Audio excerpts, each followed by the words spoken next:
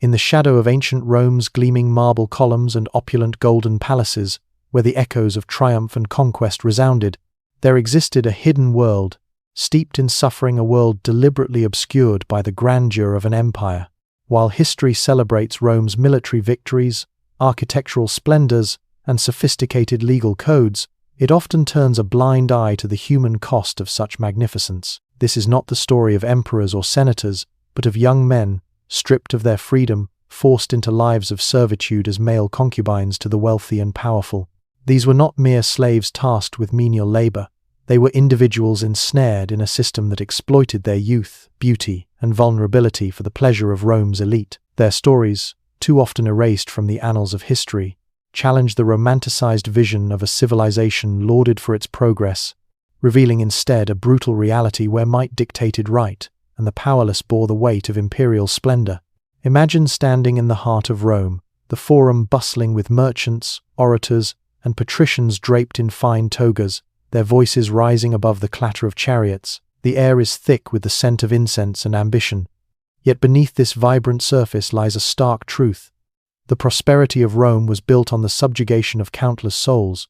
The institution of male concubinage was not a mere footnote, but a pervasive practice woven into the fabric of Roman society. Young men, often torn from their homes in distant provinces or born into the chains of slavery, were selected not for their talents or aspirations, but for their physical attributes, destined to serve as objects of desire in households where power was absolute.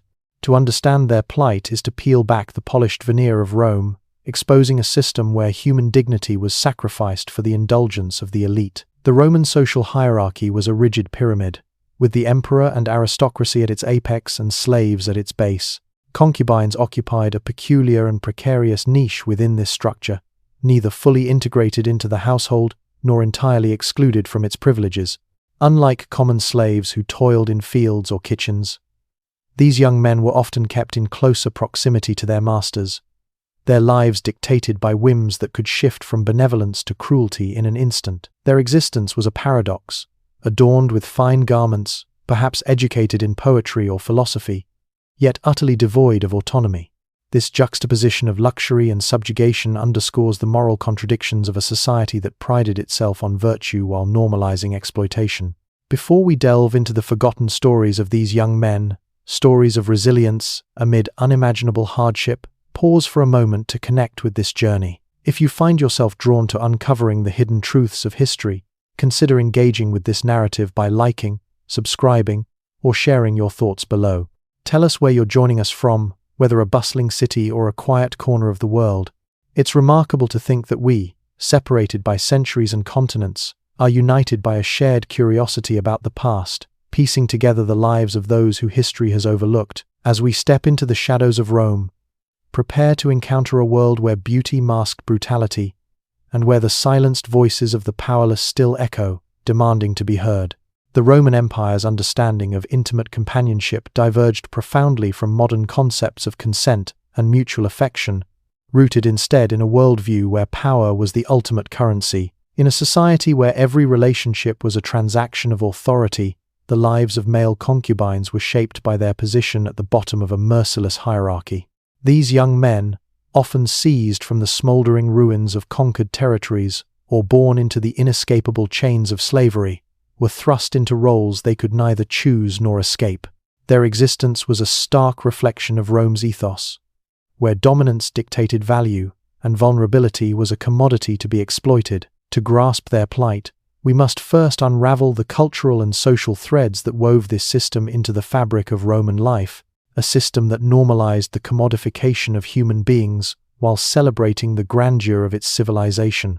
In Rome, the boundaries we might recognize today between consent and coercion were blurred, if they existed at all.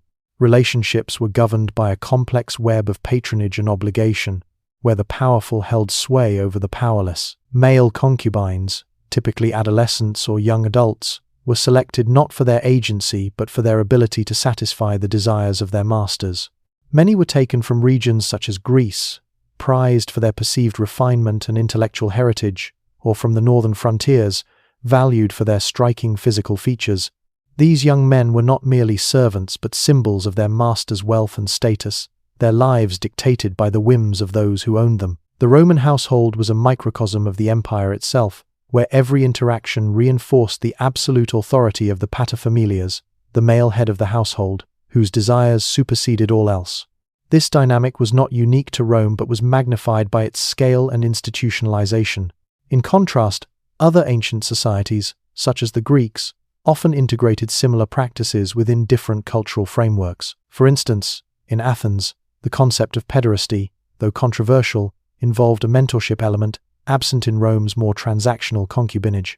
The Romans, however, stripped away such pretenses, viewing these relationships as extensions of their dominion over conquered peoples. Historical records, such as those from the poet Martial, hint at the casual acceptance of these arrangements among the elite, with references to youthful companions as ornaments of status, their humanity reduced to a footnote in the pursuit of pleasure. The cultural backdrop of Roman conquest fueled this system, as each military campaign brought fresh captives to the markets, their origins as diverse as the empire's sprawling borders from the sun-scorched lands of Egypt to the forested hills of Germania.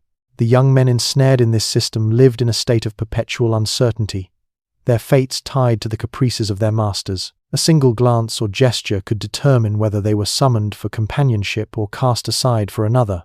This precarious existence fostered a constant tension as they navigated a world where survival hinged on pleasing those who held absolute power over them. The Roman villa, with its frescoed walls and marble floors, was no haven but a gilded cage where every privilege came with an unspoken price. To the outside world, these young men might have appeared as extensions of their master's opulence, yet their reality was one of silent endurance, their voices stifled by a society that saw their suffering as inconsequential.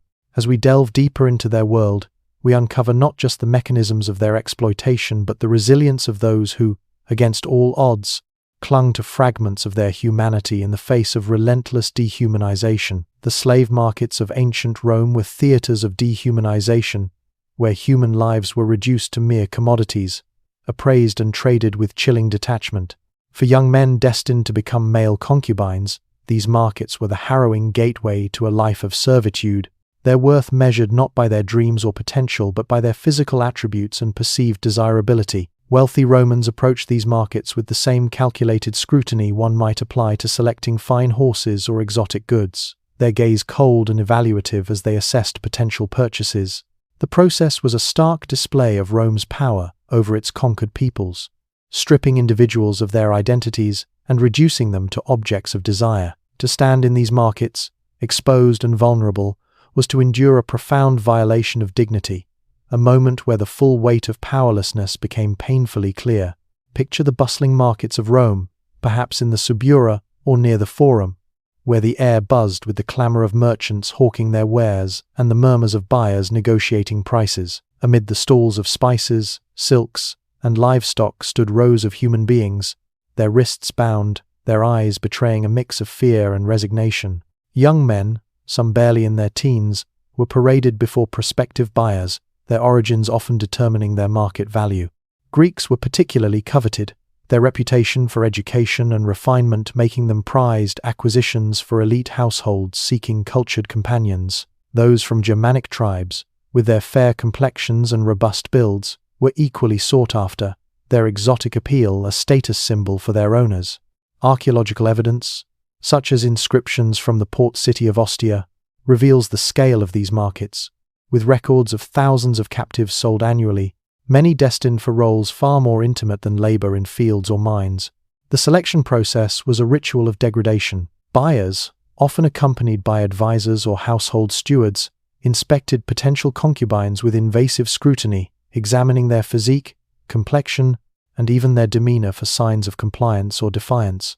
The young men stood silent, unable to protest as strangers debated their worth, their voices drowned out by the haggling over their price. A papyrus from the 1st century CE, found in the Fayum region, describes a transaction for a young Thracian sold for his pleasing appearance, a euphemism that masks the grim reality of his fate.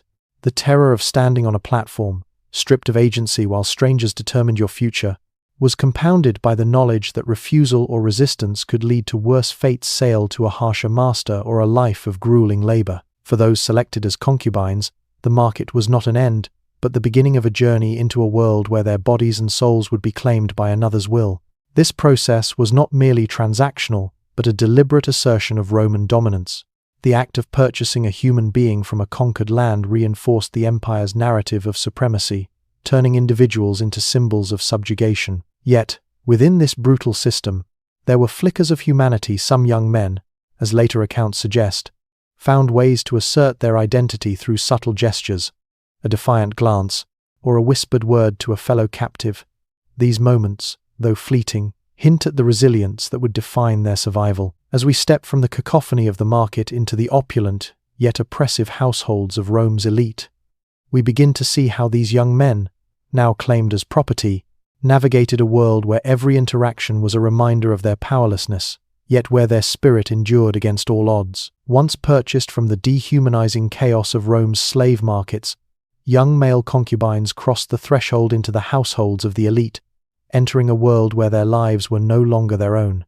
These grand villas, with their intricate mosaics and lush gardens, were not sanctuaries but gilded prisons where every moment was dictated by the whims of their masters. Expected to be ever present, ever compliant, these young men lived in a state of perpetual vigilance, summoned at any hour to fulfill desires they had no power to refuse.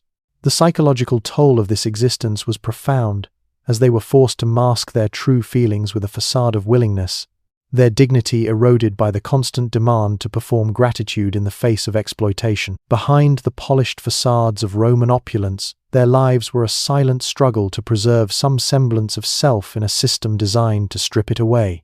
Upon entering the household, concubines were integrated into a complex social structure where power radiated from the paterfamilias, the male head whose authority was absolute. Unlike common slaves tasked with manual labor, concubines were often kept in closer proximity to their masters, their roles blending servitude with a perverse imitation of companionship. They were expected to anticipate needs before they were voiced, to respond with grace to demands that violated their autonomy, and to maintain an appearance of contentment regardless of the cost to their spirit. Historical accounts, such as those from the Satyricon by Petronius, paint a vivid picture of these dynamics, describing young men adorned in fine garments, yet treated as possessions, their presence a testament to their master's wealth and dominance. The tension of this role, being both prized and powerless, created a psychological burden that was as relentless as it was invisible. The Roman household was a microcosm of the empire's hierarchical ethos, where every member, from freeborn relatives to slaves, occupied a distinct rung on the social ladder. Concubines, however, existed in a liminal space, neither fully slave nor free, their status dependent entirely on their master's favor. This precarious position meant they were subject to the moods and caprices of those above them, their survival hinging on their ability to navigate unspoken expectations. For instance, a concubine might be called to entertain at a lavish banquet, expected to charm guests with wit or beauty, only to be dismissed to their quarters once the evening ended, their role reduced to a fleeting diversion. Archaeological findings from Pompeii, such as graffiti and household inventories, suggest that these young men were often listed alongside other luxury goods, their humanity subsumed under their function as objects of pleasure. The emotional strain of this existence cannot be overstated.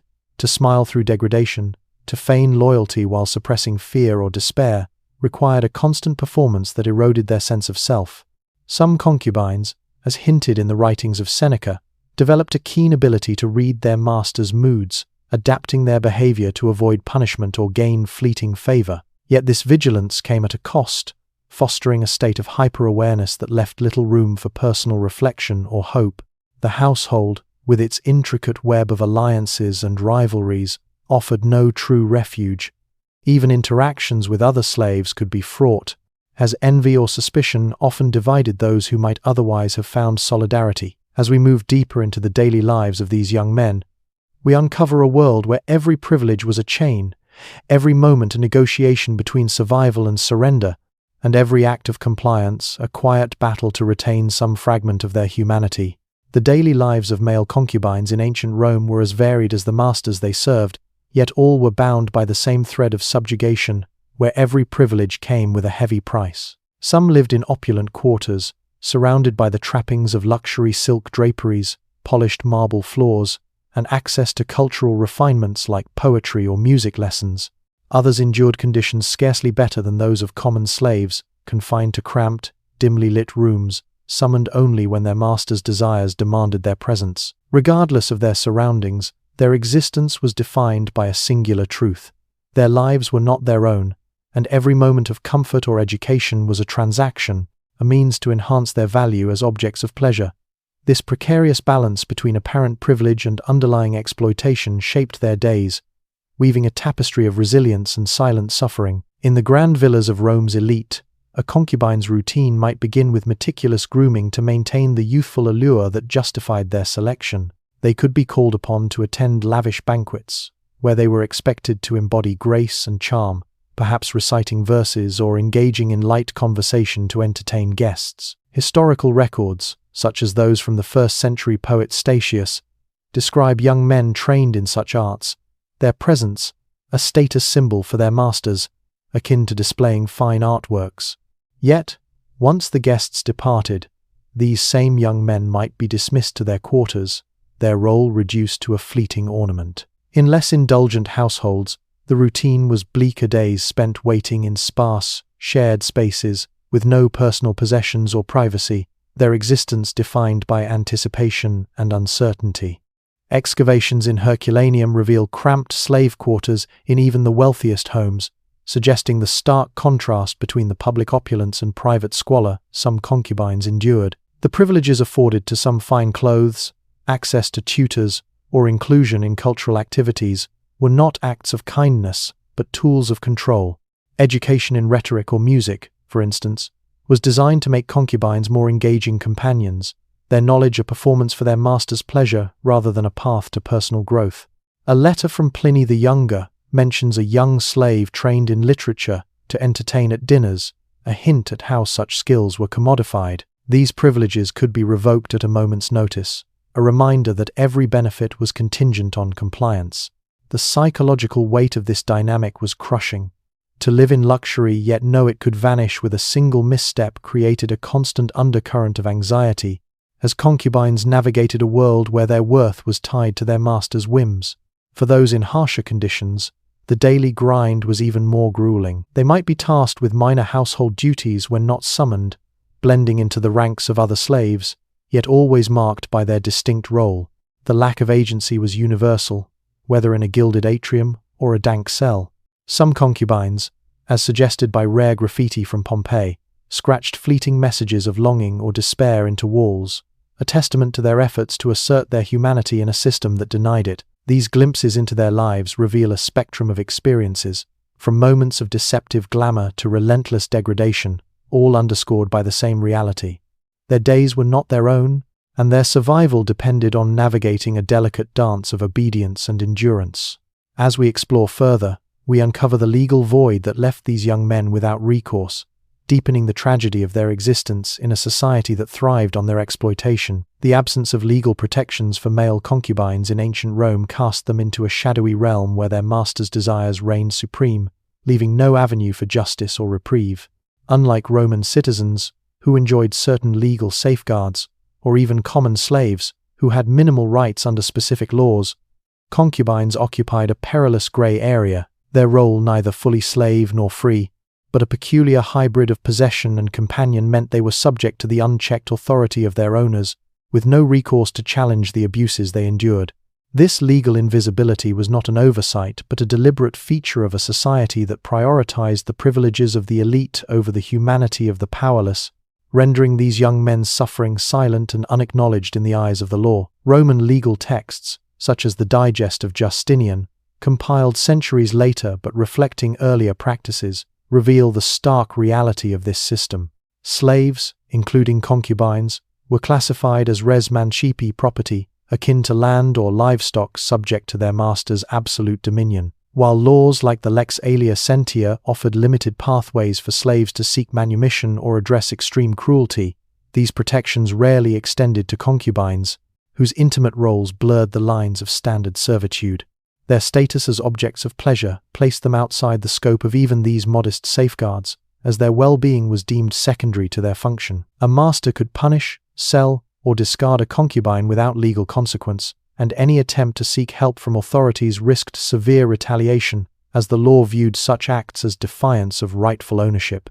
This lack of recourse was compounded by the social structure of the Roman household, where the paterfamilias held near divine authority. Concubines could not appeal to magistrates or form alliances with others to advocate for their rights, as their isolation was often enforced to maintain control. The Historia Augusta, though a later source, references cases where slaves in intimate roles faced harsher punishments for perceived disloyalty, suggesting that concubines who dared to resist could expect public humiliation or worse. The absence of legal protections meant that their suffering, whether physical, emotional, or psychological, was not only tolerated but invisible to a society that normalized their exploitation. Even in rare instances where a concubine's plight reached public awareness, such as in satirical works like Juvenal's satires, it was often framed as a moral failing of the individual rather than a systemic injustice. The tragedy of this legal void was that it stripped concubines of any agency to alter their circumstances. They could neither form meaningful relationships nor express their anguish without risking further punishment, as their master's authority extended into every facet of their lives. Yet, within this oppressive framework, some found subtle ways to assert their humanity, perhaps through a shared glance with another slave, or a whispered word of defiance, acts that, though small, spoke to an unyielding spirit.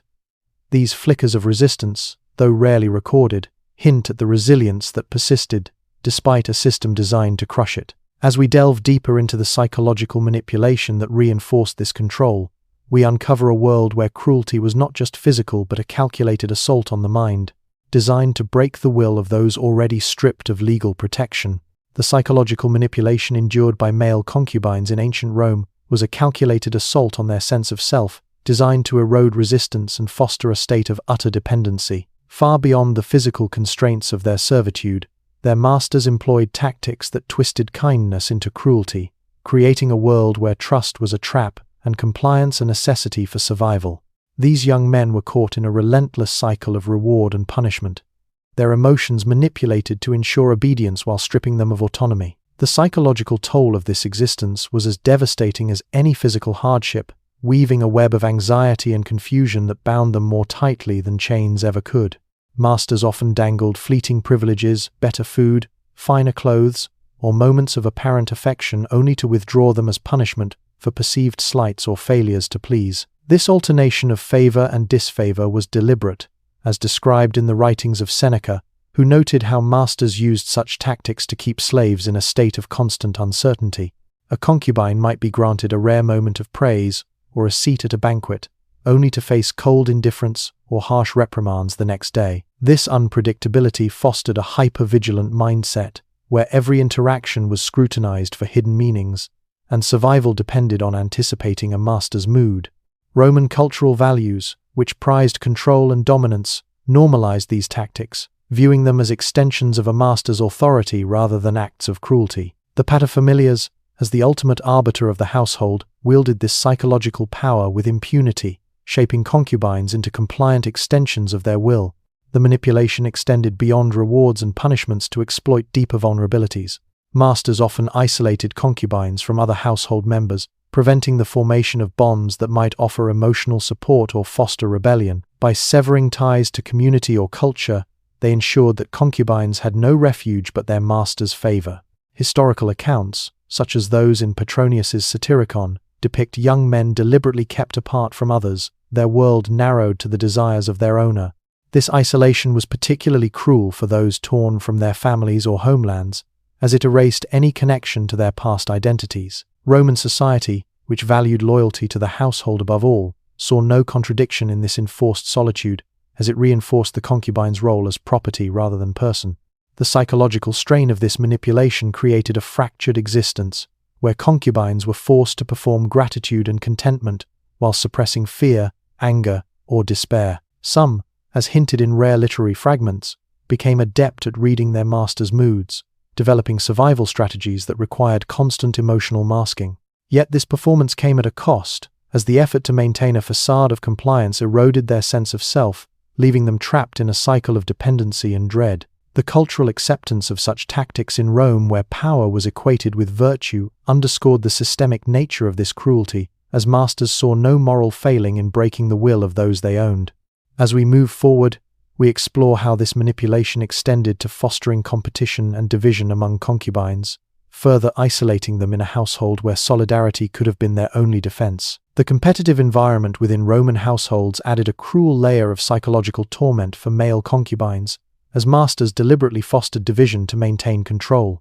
In households with multiple concubines, these young men were often pitted against one another, vying for their master's favor in a relentless struggle for privileges or mere survival. This manufactured rivalry prevented solidarity, turning potential allies into adversaries and deepening their isolation. The atmosphere of mistrust and betrayal was a calculated strategy, ensuring that these young men, already stripped of autonomy, had no one to turn to but their master. This dynamic not only reinforced their dependency but also transformed the household into a battleground of subtle manipulations and desperate striving, where every interaction was fraught with tension. In the opulent villas of Rome's elite, where concubines might share quarters or duties, masters exploited their vulnerabilities by rewarding one over another, creating a hierarchy within an already powerless group. A favored concubine might receive finer clothing, better food, or temporary reprieve from harsher tasks, while others were left to languish, their status a constant reminder of their precarious position. The poet Martial's epigrams hint at this dynamic, describing young men competing to outshine one another in their master's eyes, their efforts less about personal gain than about avoiding punishment.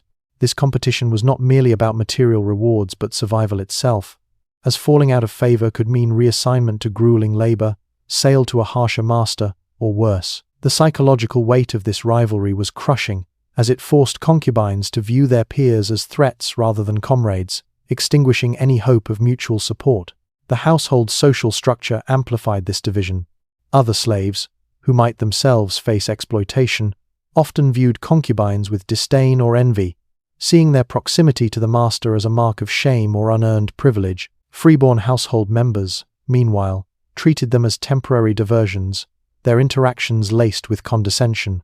Archaeological evidence from sites like Pompeii, including inscriptions and household layouts, suggests that concubines were often physically separated from other slaves, their quarters designed to limit interaction and reinforce their isolation.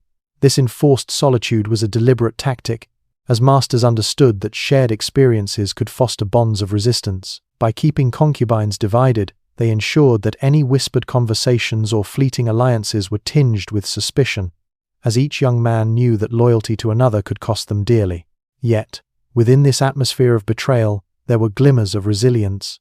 Some concubines, as suggested by rare literary references, developed subtle ways to communicate through coded gestures or glances, sharing warnings or moments of empathy despite the risks. These acts, though small, were acts of defiance against a system designed to atomize them. The tragedy of their situation lay in the paradox. They were surrounded by others yet profoundly alone, their shared suffering a potential source of strength that was systematically undermined. The Roman household, with its glittering surfaces and hidden cruelties, was a microcosm of the empire's broader ethos, where power thrived on division and control. As we delve further, we uncover how the education provided to some concubines, far from being a gift, was another tool of subjugation, shaping them into perfect instruments of their master's pleasure while denying them any true agency. The education provided to some male concubines in ancient Rome, far from being an act of benevolence, was a calculated instrument of control, designed to mold them into more appealing and entertaining companions for their masters. While learning to read, write, or engage in philosophical discourse might appear as an opportunity for personal growth, it served a singular purpose: to enhance their value as objects of pleasure, not to empower them as individuals. These young men were taught to recite poetry, discuss literature, or play musical instruments, but only to perform for their master's amusement, their intellect shaped to align with the desires of those who owned them. This cruel irony, offering knowledge, while denying agency, transformed education into another chain, binding them more tightly to their subjugation, while deepening the emotional complexity of their existence. In the grand households of Rome's elite, a concubine's education was tailored to the master's preferences, reflecting the cultural values of a society that prized sophistication as a marker of status. A well-educated concubine could elevate a banquet, charming guests with witty conversation or lyrical performances, as noted in the works of Petronius, who describes young slaves trained to entertain with erudition. Historical evidence from papyri found in Roman Egypt, such as those detailing household expenses, indicates that tutors were sometimes hired to teach concubines specific skills, from Greek poetry to rhetorical flourishes. Yet, this education was tightly controlled, limited to subjects that enhanced their role as companions. They were never taught skills that might foster independence or critical thought, such as legal knowledge or practical trades, ensuring their reliance on their master's favor. The process of education was itself a form of psychological manipulation, reinforcing the concubine's role as a possession. Learning was not a path to self-discovery, but a performance, their every word and gesture scrutinized for its ability to please. The philosopher Seneca, in his letters, critiques the superficiality of such training, noting how slaves were shaped to reflect their master's tastes rather than their own humanity. This created a profound dissonance. Concubines were exposed to the beauty of literature or philosophy, yet denied the freedom to apply these ideas to their own lives. A young man might memorize Homer's verses or debate Stoic principles, only to return to quarters where his existence was defined by servitude. This contrast between intellectual stimulation and personal powerlessness deepened their emotional turmoil, as they glimpsed a world of ideas they could never fully inhabit. The cultural context of Roman education further amplified this tragedy. In a society where intellectual prowess was a hallmark of elite masculinity, concubines were paradoxically included in this sphere yet excluded from its rewards. Their knowledge was a decorative accessory, much like their fine clothing or groomed appearance, designed to reflect their master's wealth and refinement. Some, as hinted in Juvenal's satires, became adept at navigating these expectations, using their education to gain fleeting favor, yet always aware that their skills were not their own to wield. These young men, caught between the illusion of privilege and the reality of exploitation, embodied the contradictions of a civilization that celebrated culture while dehumanizing its most vulnerable. As we explore further, we uncover how their physical appearance was similarly controlled, with regimens that prioritized their master's desires over their own well-being, revealing yet another layer of their subjugation. The clothing and jewelry adorning male concubines in ancient Rome were far more than mere embellishments.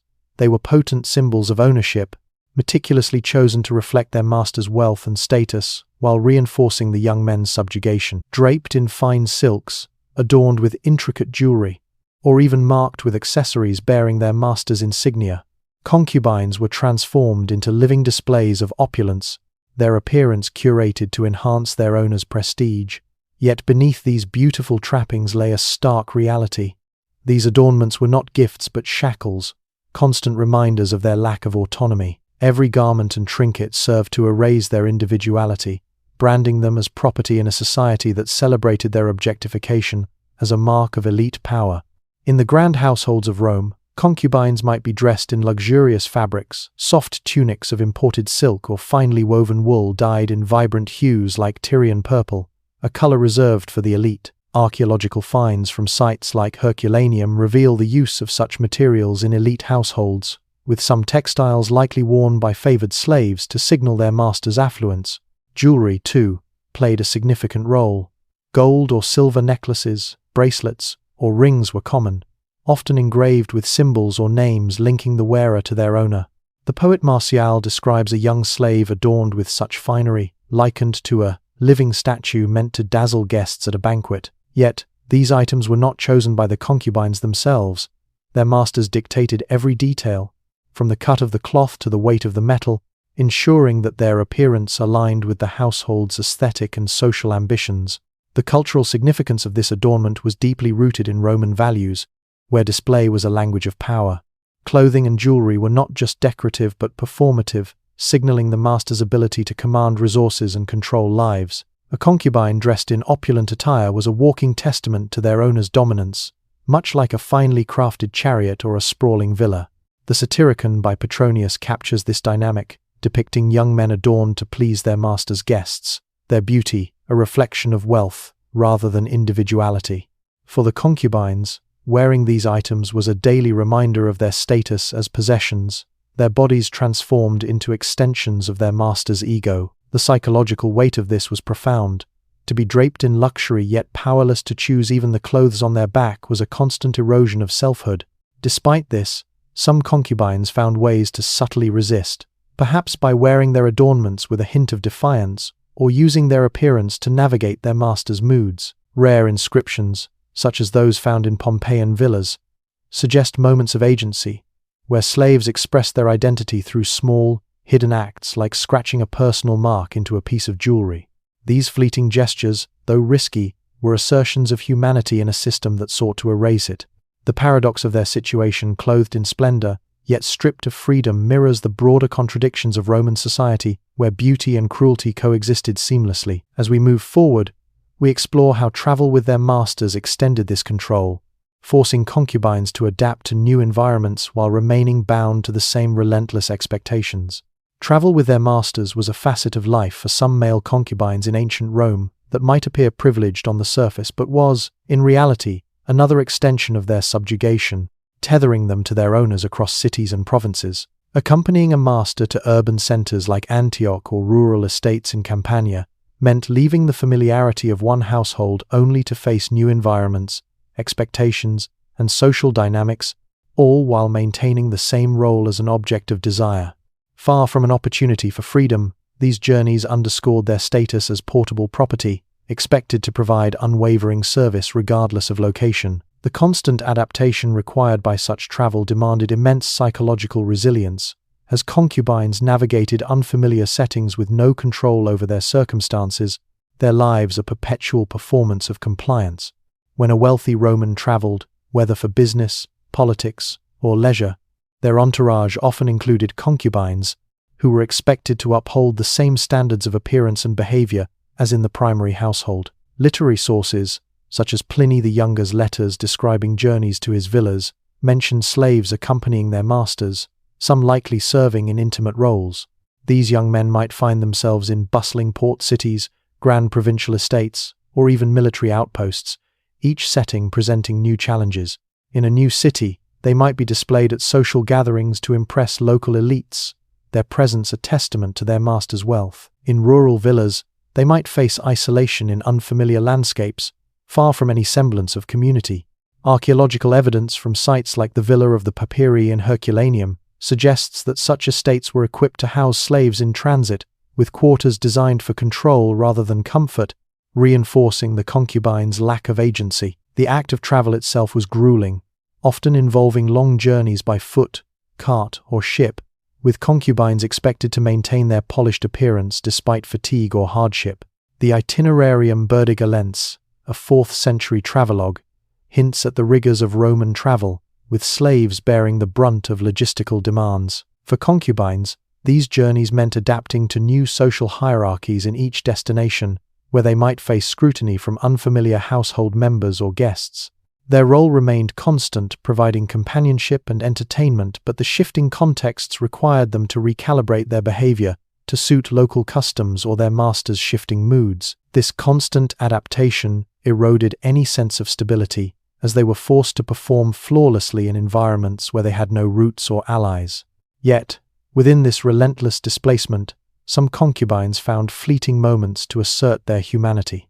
A rare inscription from a roadside shrine in Gaul, dedicated by a slave to a local deity, suggests that some used brief moments away from their master's gaze to express personal hopes or fears. These acts, though small, were acts of defiance against a system that sought to render them invisible. The Roman elite's mobility, a symbol of their power, contrasted sharply with the concubines' enforced rootlessness, a reminder that their lives were not their own, whether in Rome's heart or its farthest reaches. As we delve further, we explore the social dynamics within households, where concubines face disdain and marginalization, their ambiguous status isolating them even among those who shared their servitude. The social dynamics within Roman households placed male concubines in a peculiar and precarious position, where their proximity to luxury did nothing to elevate their status, instead marking them as objects of disdain or indifference. Surrounded by a hierarchy of freeborn family members, household staff, and other slaves, concubines occupied an ambiguous space, neither fully integrated nor wholly excluded, their role defined by their master's favor rather than any inherent worth.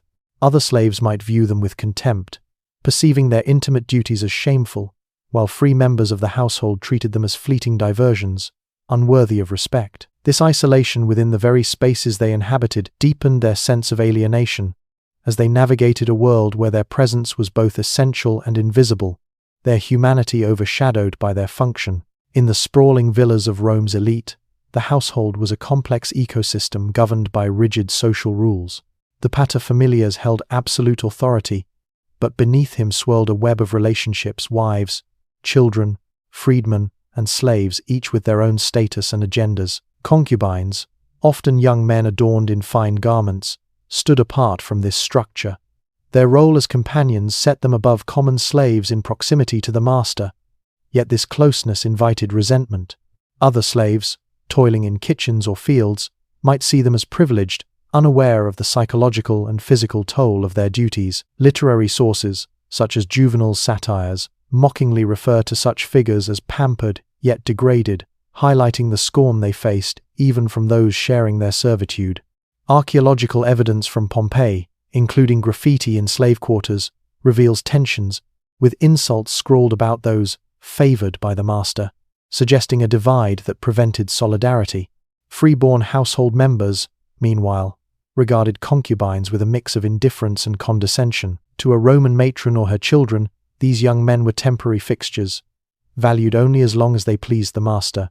The Historia Augusta recounts anecdotes of elite women tolerating such arrangements as displays of their husband's power, yet privately viewing the concubines as beneath notice. This dynamic left concubines in a liminal space, excluded from meaningful relationships, and denied the social bonds that might have offered solace. Their ambiguous status, neither slave nor equal, made genuine connection nearly impossible, as trust was eroded by the household's competitive atmosphere and the ever-present threat of betrayal or punishment. Despite this isolation, some concubines found subtle ways to assert their presence. Rare inscriptions, like those found in Herculaneum, show names or marks scratched into walls, perhaps attempts to claim an identity within a system that sought to erase it. These acts, though small, suggest a resilience that persisted in the face of marginalization. The Roman household, with its glittering surfaces and hidden hierarchies, was a microcosm of the empire's broader ethos, where power dictated worth and the vulnerable were left to navigate a world that devalued their humanity. As we move forward, we explore the profound impact on the families and communities left behind, whose loss reverberated beyond the individual concubines, revealing the broader human cost of Rome's exploitative system.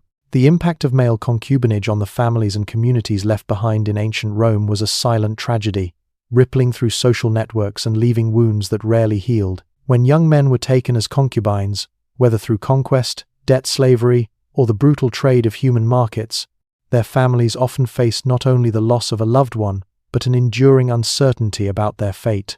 Parents, siblings, and kin were left to grapple with the agony of never knowing whether their son or brother was alive, suffering, or lost forever. This separation was particularly devastating in cultures where family bonds were sacred, as the Roman system tore apart the very foundations of community life, leaving behind a legacy of grief and powerlessness that extended far beyond the individual victims. In many cases, concubines were acquired through the spoils of war, as Roman legions swept through provinces like Gaul, Hispania, or Judea, enslaving young men from vanquished communities. These captives, often adolescents, were wrenched from their families with no chance for farewell, their absence leaving a void that disrupted communal stability. Historical records, such as inscriptions on funerary altars from Asia Minor, reveal dedications by families mourning sons lost to Rome, a euphemism that likely encompassed those sold into servitude. The psychological burden on these families was immense, as they were forced to live with the torment of unanswered questions, their cultural traditions of kinship and mutual support shattered by the empire's expansion. For communities already weakened by conquest, the loss of young men further eroded their resilience, as they were deprived of future leaders, laborers, and kin. Debt slavery added another layer of anguish, as families facing financial ruin were sometimes compelled to surrender a son to settle obligations. This practice, documented in Roman legal texts like the 12 Tables, forced parents into an impossible choice: sacrifice one child to save the rest or watch their entire household collapse under debt. Such transactions, recorded in papyri from Egypt, reveal the cold calculus of Roman creditors who viewed human lives as collateral. The young men taken in this way carried the weight of their family's survival, knowing their enslavement was the price of their kin's subsistence. For the families left behind, the guilt of this sacrifice was compounded by their inability to protect or reclaim their loved ones, a trauma that lingered across generations. In cultures like those of the Celts or Thracians, where communal honor was tied to protecting one's own, this loss was a profound violation of social values. The ripple effects of these separations extended beyond immediate families to entire communities, as the systematic removal of young men disrupted social and economic structures. In rural villages, the absence of able-bodied youth weakened agricultural output, while in urban settings, it fractured networks of trade and kinship.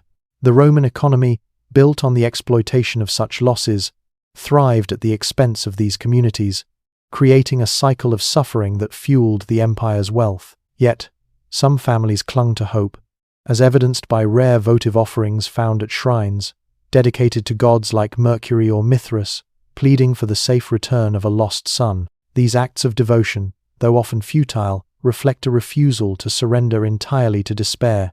As we delve further, we uncover the desperate measures taken by concubines themselves, whose attempts at escape or resistance reveal the unyielding human spirit that persisted against a system designed to crush it. The desperate attempts by male concubines to escape their servitude in ancient Rome reveal a profound yearning for freedom, even at the cost of unimaginable risks.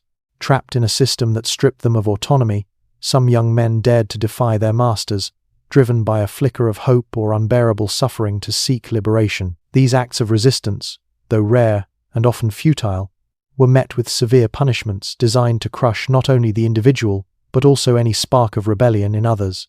Even the ultimate escape, suicide, was frequently denied, as masters, viewing concubines as valuable investments, took cruel measures to prevent such losses. These stories of defiance and despair illuminate the resilience of the human spirit, shining through the darkness of a system engineered to dehumanize. Escape attempts were perilous, as the Roman world offered little refuge for fugitive slaves. Concubines, often kept under close watch, had to seize fleeting opportunities, perhaps a moment of distraction during a master's journey or a lapse in household vigilance. Historical records, such as the Digest of Justinian, document cases of runaway slaves, some likely concubines, who faced recapture and brutal consequences. One inscription from a Roman necropolis in Gaul tells of a young slave, possibly a concubine, who fled only to be caught and publicly flogged, his punishment a spectacle meant to deter others. The risks were staggering. Recapture could mean branding, mutilation, or reassignment to harsher labor, such as in mines or quarries, where survival was unlikely. Yet, the very act of running, as rare graffiti from Pompeii suggests, was a declaration of agency, a refusal to accept a life of exploitation, even if the odds of success were slim. For those driven to despair, suicide represented a final bid for control over their fate, but even this was often thwarted. Masters, protective of their property, employed constant supervision or removed potential means of self-harm, such as sharp objects or high windows. The Historia Augusta recounts a master's frustration at a slave's attempted suicide, not out of concern but for the loss of investment, revealing the cold economic logic that governed these lives. Some concubines, as hinted in juvenile satires, sought poison or other subtle methods, only to be discovered and subjected to further control. These measures, chains, locked quarters, or relentless monitoring, stripped them of even this last act of defiance, trapping them in a cycle of enforced survival. Archaeological finds, like manacles in Roman villas, underscore the physical reality of this control, a stark contrast to the opulence surrounding them. Despite these crushing odds, the stories of resistance persist as testaments to an unyielding spirit. A rare papyrus from Oxyrhynchus describes a young man who, after a failed escape, left behind a scratched message of defiance, a whisper of his identity preserved against erasure. These acts, though often ending in tragedy, challenged the Roman narrative of absolute dominance, proving that even in the most oppressive circumstances, the desire for freedom could not be fully extinguished. The cultural backdrop of Rome, with its glorification of control, made such defiance all the more remarkable, as it required courage to act against a society that saw their suffering as inconsequential.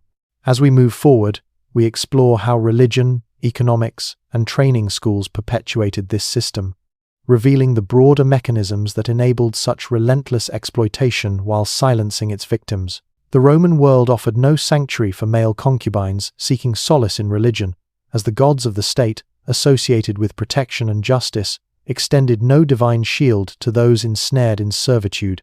Meanwhile, the economic machinery of the empire fueled their exploitation, with a thriving market that commodified their lives, and specialized training schools honed their compliance, creating a system where every facet of society conspired to perpetuate their suffering. The indifference of Roman religion, the relentless drive of commerce, and the calculated brutality of training institutions were interlocking mechanisms that ensured concubines remained powerless, their humanity reduced to a transaction in a civilization that prided itself on grandeur, yet thrived on exploitation. Roman religion, with its pantheon of gods like Jupiter or Minerva, was a cornerstone of public life, yet it offered no comfort to concubines. While citizens sought divine favor through rituals, slaves were often excluded from such protections, their suffering deemed irrelevant to the divine order. Some turned to foreign cults, like those of Isis or Mithras, finding fleeting solace in secret worship, as evidenced by small altars found in slave quarters at Ostia. Yet, even these spiritual acts were clandestine, as masters controlled every aspect of their lives, including their beliefs. The Historia Augusta mentions slaves punished for unauthorized worship, underscoring how religion, far from being a refuge, was another arena of control, leaving concubines spiritually adrift in a society that revered its gods but ignored its most vulnerable. The economic value of concubines drove a brutal market that incentivized their continued capture and sale. Wealthy Romans competed to acquire the most desirable companions, as noted in Pliny the Elder's accounts of extravagant purchases, driving up prices and fueling a supply chain that stretched across the Mediterranean. This commodification reduced young men to monetary calculations, their worth tied to age, beauty, or skills. Archaeological evidence from port cities like Puteoli reveals bustling trade hubs where captives were sold, their origins as diverse as the empire itself. This economic system not only profited from their suffering, but encouraged further conquest and kidnapping, as traders met the elite's insatiable demand, perpetuating a cycle of exploitation that enriched Rome at the cost of countless lives. Training schools, akin to gladiatorial academies, were another grim pillar of this system, designed to transform young men into compliant, desirable companions. These institutions, referenced in Suetonius's accounts of elite households, subjected students to rigorous physical and psychological conditioning.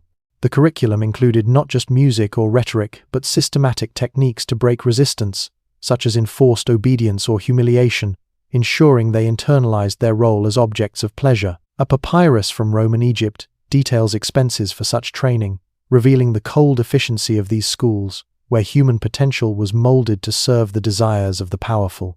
The brutality of this process, stripping away identity and agency, was a microcosm of Rome's broader ethos, where the vulnerable were shaped to fit the needs of the elite. Despite this relentless system, some concubines found ways to resist, perhaps through whispered prayers or subtle defiance in training, as hinted in rare graffiti from Roman villas. These acts, though small, were beacons of resilience against a society that sought to erase their humanity. The interplay of religion, economics, and training reveals how deeply entrenched this exploitation was, woven into the fabric of Roman life. As we move forward, we explore the varied fates of concubines across ages, regions, and outcomes, uncovering the relentless cycle of subjugation that defined their lives, yet also the rare glimmers of freedom that defied the odds. The lives of male concubines in ancient Rome were shaped by a relentless cycle of subjugation that began in youth and often ended in abandonment, with age, regional variations, and the rare possibility of freedom defining their existence. Many entered this life as children or adolescents, their formative years warped by exploitation, while regional differences across the empire influenced their treatment, though never their fundamental lack of autonomy. As they aged, concubines faced the harsh reality of diminishing value, often discarded or sold to less prestigious households, their lives a stark reflection of their status as commodities. Even medical care, provided to maintain their appearance, was not compassion, but a means to preserve their economic worth, underscoring the systemic dehumanization that persisted from cradle to grave.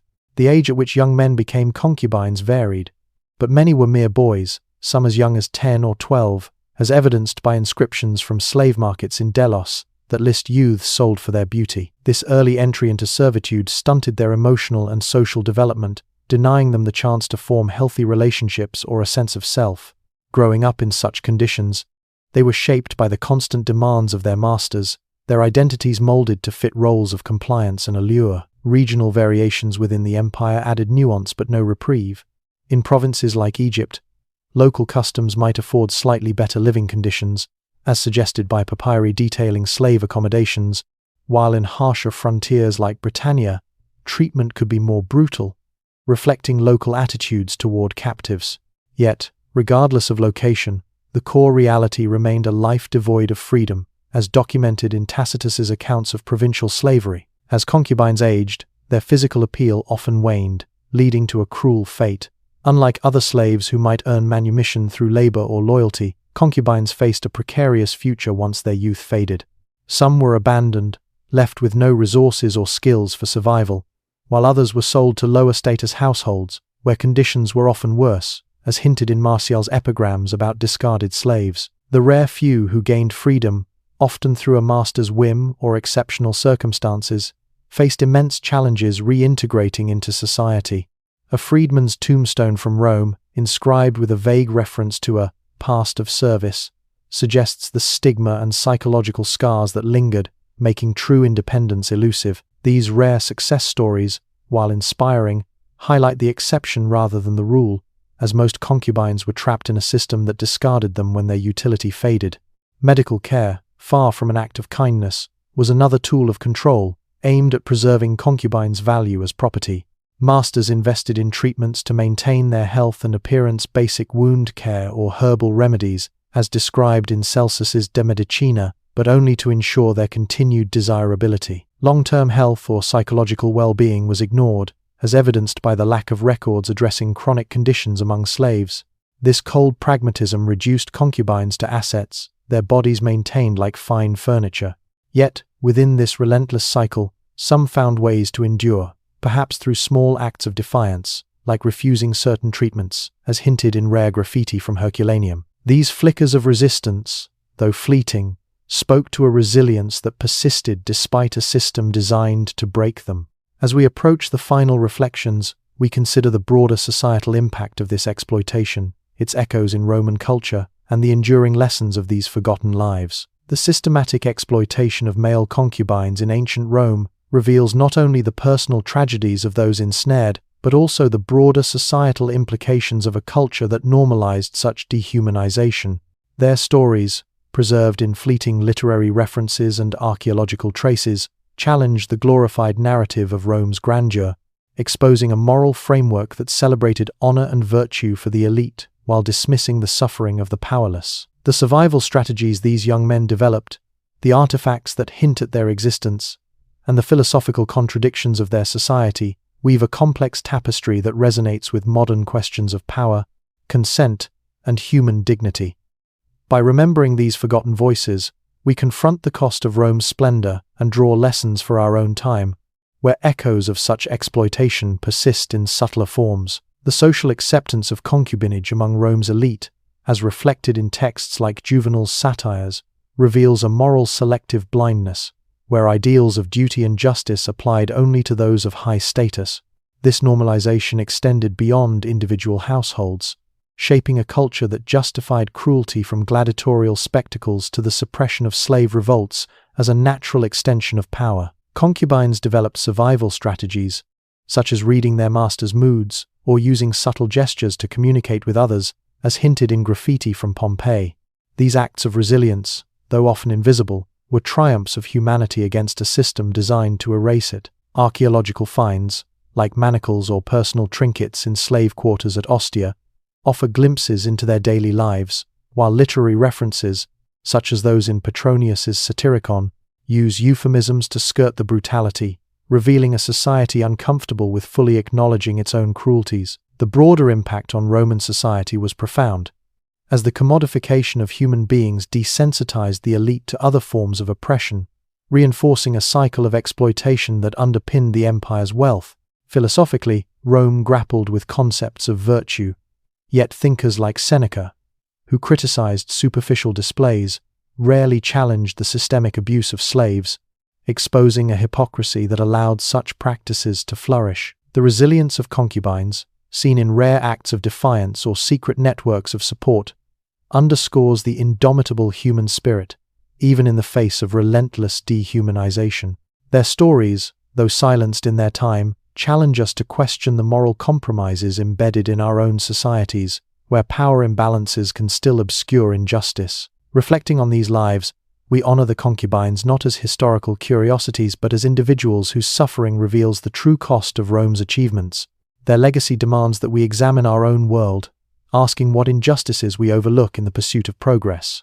The questions of power, consent, and dignity raised by their experiences remain as urgent today as they were 2 millennia ago, urging us to build a future where such exploitation is unthinkable. By bringing these stories to light, we acknowledge their humanity and commit to a world where the vulnerable are no longer sacrificed for the powerful. Completed.